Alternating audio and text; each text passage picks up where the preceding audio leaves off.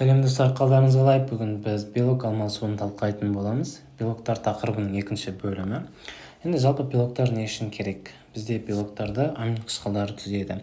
Структурада минимум бір алмастырылмайтын амин қышқылы болуы керек. Ол болмаса бүткіл белок алмасуы бұзылады. Ол қалай? Мысалы, біз тамақ арқылы алмастырылмайтын амин қышқылдарын алады екенбіз. Сол алмастырылмайтын амин қышқылы түспейтін болса, алмаспайтын амин қышқылы жасалынбайды.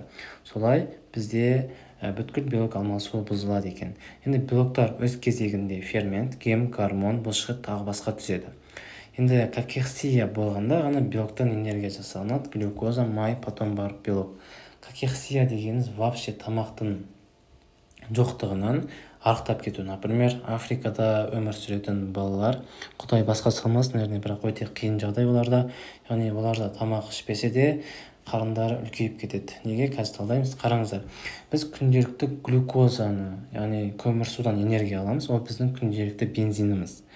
Біз күнделікті май, күріш, сосын тәтті тағамдар бәрін жейміз. Ол бізге не істейді? Энергия береді. Бір төрт қатынасы бізде күнделікті тамақта сақталуы керек. Төрт қатынас көмірсу, бір қатынас белок, бір қатынас май деген сияқты. Біз майдан да көмірсудан күнделікті энергия алып отырамыз. Одан кейін ең соңында ғана белоктан. Белок бізде бұлшықет болғандықтан ең соңында ғана бізде не алынады? Энергия белоктан жасалынады. Себебі белоктан энергия жасау қиын ағзаға, ал глюкоза майдан оңайырақ кішкене. Сол үшін барып ең соңында белоктан ғана бізде не жасайды? Энергия жасайды екен.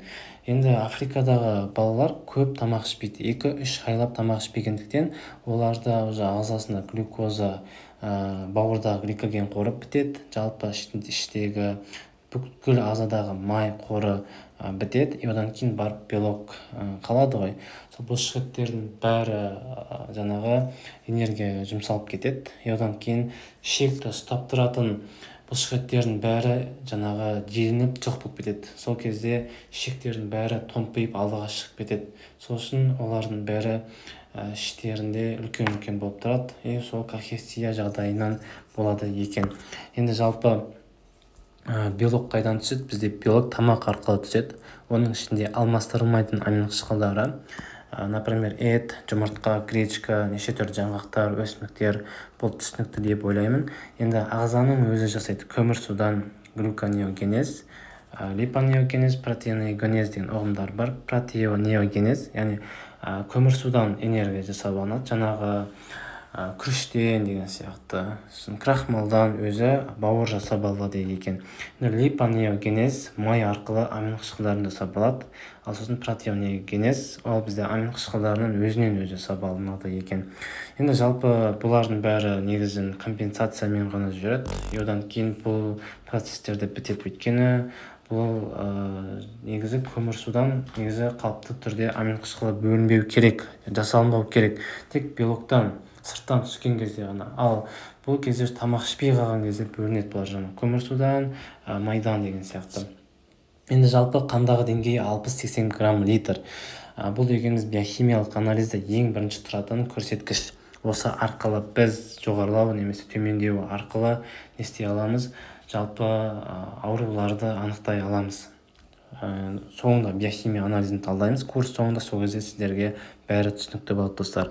Енді азоттық баланс деген ұғым бар. Азоттық баланс дегеніміз бізде уже белоктың құрамында не бар ғой? Азот бар ғой. Сол арқылы біз ағзадағы белок алмасуын көре аламыз. Енді теріс азоттық баланс, оң азоттық баланс деген ұғым бар. Енді оң азоттық баланс дегеніміз ол кезде кіретін азот көп, шығатын азот аз, соны айтады. Ал керісінше теріс азоттық баланста бұл жерде кіретін азот, яғни жейтін белок аз болады, шығатын азот көп болып кетеді соның әсерінен. Ол кезде енді теріс азоттық баланс мына жағдайларда болады. Аштық кезінде біздің ағзамыздағы белоктардың көбі ыдырап сыртқа шығып кетеді. Көп азот болып шығып кетеді, соны теріс азоттық баланс деп атайды. Одан кейін травмалар. Ол кезде де бұлшықеттер неше түрлі белокты заттардың бәрін істеп кетеді, зақымданады. Сол кезде де олар ыдырап кетеді. Одан кейін қабыну, сосын күйіктер немесе ісіктер кезінде де солай. Одан кейін оң азоттық баланс кезінде ол жақсы. Ол бізде жүктілік кезінде, тіндердің жазылуы кезінде, одан кейін сау балаларда, сосын, например, аурудан жазылған кезде болады. Енді сосын спортсмендерде болады. Өйткені спортсмендердің бұлшықеті өте мықты болғандықтан оларға көп белок керек болады да, сосын оларды сіңіріп қолданады мына жерде. Ал мына жерде белоктардың бәрі ыдырайды, мына жерде керісінше ыдырамайды, қайтадан құрылымға кіреді. Түсіндіре алдым ба, достар?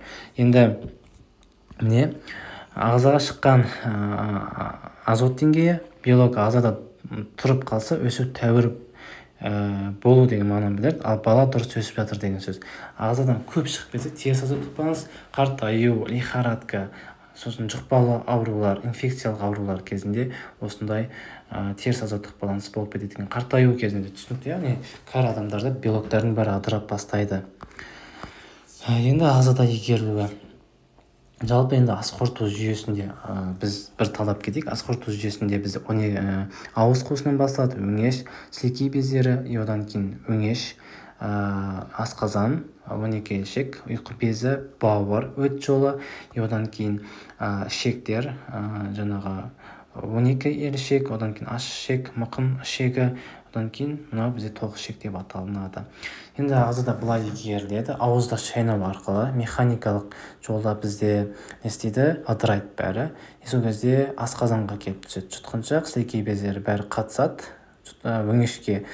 Өңешпен бізге асқазанға келеді. Асқазанда пепсин деген не бар? Фермент бар.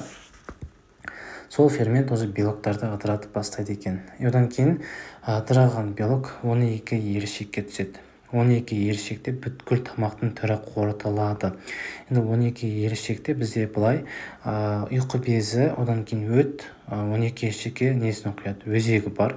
Сол проток деп аталынады. Сол проток арқылы өздерінің ферменттерін құяды. Мынандай фермент бар: трипсин, хемотрипсин деген, ұйқы безінен бөлініп белоктарды амин қышқылдарына дейін ыдыратып жібереді. Одан кейін ішекте мынандай екі фермент бар: аминопептидаза, дипептидаза деген екі фермент. Одан ары тоже ыдыратып жібере алады. Одан кейін амин қышқылдары өндіріледі. Амин қышқылдары ащы ішек арқылы бізде ішек бүрлері арқылы сіңіріледі. Общий кровоток, жалпы қан айналымға түсіп кетеді. Жалпы венаға сіңіріледі. Себебі қақпа венасы бізде бүткіл ішектерден жаңағы бүкіл қанды жинап бауырға барады. Себебі біз сырттан тамақты жеген кезде көптеген жаңағы залалсызданбаған ғой олар, яғни жаман заттар түсіп кетуі мүмкін. Сол үшін осылай жаратылғанбыз. Осындай жалпы бүкіл қанды вена порты, қақпа венасы арқылы келіп бауырға әкеп тастайды. Бауыр оның бәрін залалсыздандырып, керек затын алып, керек емес затын шығарып жібереді. Енді бауырға барып өзіндік амин қышқылын жасап басқа ағзаларға таратады. Например, ол амин қышқылы жаңағы не болуы мүмкін, дұрыс емес жетілмеген амин қышқылы болып қалуы мүмкін, немесе өзіндік амин қышқылын жасап алады. Өйткені сырттағы амин қышқылы мен біздегі ағзамыздағы белоктардың несі бөлек, яғни құрылымы амин қышқылы болғанымен, яғни ағзаға керегі бар, керек емесі бар, солай өзі бауырға барып реттеп алады екен. Енді жалпы бауырда ғана қалмайды, эндокринді органдар, тіндер мен мембраналар, себебі олар ағзалар кірпіштерін жасап шығу қажет. Мембрана барлығы өзіне ақ жинайды, яғни өзіне амин қышқылы жинап алады. Бауыр алады, например, тіндерге, терге өзінің амин қышқылдарын жібереді. Сол кезде бізде ДНК бар ғой, жаңағы мен ссылка жіберген екі видеоны көрсеңіздер, ДНК-ны жақсы түсіндіріп береді. Сол ДНК-да біздегі ағзаларымыздың ақпараты сақталған. Сол ақпараты арқылы амин қышқылдарын не істеп, бір-біріне қосып өзінің несін шығарады, құрылымын шығарады. Например, тері деген сияқты. Одан кейін жаңағы иммунитетке де солай істейді. Например, иммуноглобулиндер осылай жаңағы бүкіл жерге бауыр таратып жібереді. Енді жалпы ауруларын бір талдап жіберейік. Белок жетіспеуіне не болатынын, например, биохимиялық анализде 60 грамм литрдан түсіп кетті. Сол кезде мынандай аурулар болуы мүмкін: анемия. Себебі гемоглобин ол бізде белок. Яғни біз белокты аз тұтынатын болсақ, алмастырылмайтын аминқышқылдар түспейтін болса ағзамызға, бізде анемия дамиды. Себебі гемоглобин ол оттегі мен SO2-ні тасымалдайтын негізгі белок. Ісінулер. Себебі альбумин деген бізде белок бар. Сол альбумин бізде ағзамыздағы осмостық онкотикалық қысымды сақтауға қатысады микрокапиллярларда. Сол альбумин жоқ болғандықтан ағзамызда ісінулер болады. Одан кейін гиперфункция. Себебі біздегі бездердің бәрі, например, тироксин, инсулин деген гормондардың бәрі белоктардан тұрады. Олар белок жоқ болғандықтан олар гиперфункцияға көшеді. Сосын қан кетулер. Өйткені біздегі бауырдан өндірілетін қан ұюға қатысатын белоктарда, олар да белоктар болып саналады. Белок аз, сосын бұл қан ұйытатын белоктар болмағандықтан қан кетулер көп болады. Иммунитет төмендейді. Өйткені иммуноглобулиндер бізде тоже белок. Достар, ауру өте көп негізден. Осы белок жетіспеуінен мен негізгілерін жаздым. Яғни мәнін түсінсеңіздер болды. Яғни қандай ағзамызда белок бар, егер белок сырттан аз түсетін болса, сол белоктардың бәрі төмендеп, жаңағы ағзамызда көптеген аурулар шығуы мүмкін. Неге қазақтар етсіз өмір сүрмейді? Өйткені біздің ДНК-мызға сіңіп қалған ата-бабамыздан кезінен. Біз уже жаңағы вегандар дейді ғой, шөптесін жейтін халықтардан көрі біз уже яғни белокты көп қажет етеміз. Себебі ДНК-мызда солай жазылып қойған уже неде бұрыннан бері ет жейтін болғандықтан біз уже шөптесін тағамдармен дұрыс энергия ала алмаймыз. Жалпы трансаминдену. Мына үш, трансаминдену, дезаминдену, декарбоксилдену деген жаттап бұлар өте маңызды. Трансаминдену дегеніміз табиғатта жоқ белокты жасау. Трансаминаза ферментімен жүреді. Мысалы, алмастырылмайтыннан алмастыратын аминқышқылын жасау. Яғни трансаминдену табиғатта белок жоқ аминқышқылын жасау. Яғни табиғатта олар вообще жоқ, тек біздің ағзамызда ғана бар. Ал біз алмастырылмайтын аминқышқылдар ол табиғатта бар. Олар бізге сырттан түседі, алмаспайтын аминқышқылын жасауға қатысады. Оны бізде трансаминдену деп аталады. Например, бізде аланиннен альфа-кетоглутаратпен қосылады. алты, яғни мына жерде жаңағы аланин, жаңағы аминотрансфераза, аспартат, аминотрансфераза, бауырдағы алты, ацета деген бізде белок бар. Осы белок арқылы бізде пируват пен глутамат жасауға қатысады. Яғни осылай бізде табиғатта жоқ аминқышқылын жасап аламыз. Яғни реакция көп. Мұнда мәні осы, яғни трансаминдену деген ережесі осы, яғни алмастыратын аминқышқылын жасау. Кератин фосфокиназа деген ферменті тоже қатысады. Енді мысалдар: пируваттан аланин, оксалоацетаттан аспартат, альфа-кетоглутараттан глутамат, тирозиннен тироксин. Енді тироксин бізде, например, ол жаңағы қалқанша безіндегі белок. Сол арқылы ол жаңағы Т3 пен Т4 жасайды. Т3 пен Т4 біздің ағзамызда бүткіл жаңағы алмасуға жауап береді екен. Егер мына тироксин болмаса, қалқанша без дұрыс жұмыс жасамайды, гиперфункцияға көшіп бастайды. Енді тіндік белоктарды ыдырауы. Қай кезде ыдырайды? Қартаю кезінде ыдырайды. Например, ол түсінікті, қартаю кезінде, өйткені олардағы жаңағы белоктардың бәрі жұмысын жасап тоқтатады, өйткені қартайып кеткен. Енді протеолиз, яғни ол протеоликалық ферменттер әсерінен белоктардың ыдырауы.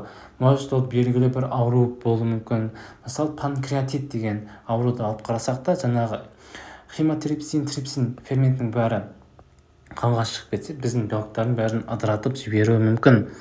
Сосын әртінде өз белоктарын ыдырататын ферменттер болады. Оны апоптоз деп атайды. Яғни апоптоз, например, бізде жаңағы тінімізде, шектерімізде көп белоктан тұрады ғой. Олар жаңағы алмасып отырады. Апоптоз деген, яғни бағдарланған өлім.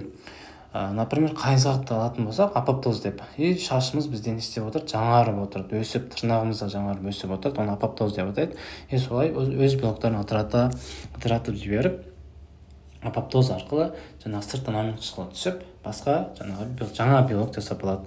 Оны убиквитин деп атайды. Убиквитин деген процесс арқылы жасалынады екен. Енді дезаминдену, аминқышқылын ыдырату үшін аммиак түрінде ыдыратып алу керек. Өйткені NH3 жүре беретін болса, жаңағы ол біздің ағзамызға жаман әсер етеді. Оның ішінде миға, себебі олар жаңағы жұмсақ тіндерде адырап кетеді. Жұмсақ тіндерге бізде ми жатады ғой, ал аммиак жұмсақ тіндерді жақсы көреді. Сол кезде жаңағы жаман әсер етіп, бұлтты әсер етеді. Енді сол NH3 деген процесті шығарып алатын бізде дезаминдену процесі деп атайды екен. Дезаминаза ферменті, оксидаза ферменті арқылы аммиакқа дейін адыратып, біз не істейміз? Мочевинаға айналдырып сыртқа шығарып жібереді дегенбіз. Жалпы декарбоксилдену деген процесс бар. Декарбоксилдену керек кезде амин қышқылдарынан жаңағы керек заттарды шығарып алу. Например, гистидиннен гистамин, тиразиннен тирамин, глутамин қышқылынан ГМК. Бұлар биологиялық активті заттар керек кезде қосылады. Например, бізде қабыну болып жатыр, немесе аллергия болып жатыр. Сол кезде гистидиннен тез өндіріліп, біздің істейді мес жасушаларында жаңа депода жинақталып тұрады. Сол кезде жарылып жіберіп салатындай. Сосын осы жаңағы мес жасушаларына дейінгі жолды гистидиннен гистамин арқылы жасалынады. Осы декарбоксилдену процесі арқылы жасалынады. Тиразиннен тирамин, глутамин қышқылынан ГМК. Например, гамма-аминомай қышқылы дегеніміз түнде ұйықтағанда біздің миымызды өшіріп тастайтын жаңағы биологиялық белсенді зат. Например, түнде біз вообще не істемейміз, еш нәрсені сезбейміз ғой, сол ГМК әсерінен. Яғни тек қана керек кезде қосылады. Жалпы енді дезаминденуге кішкене тоқталайық. Дезаминденуді жасайтын бізде орнитиндік цикл деген бар.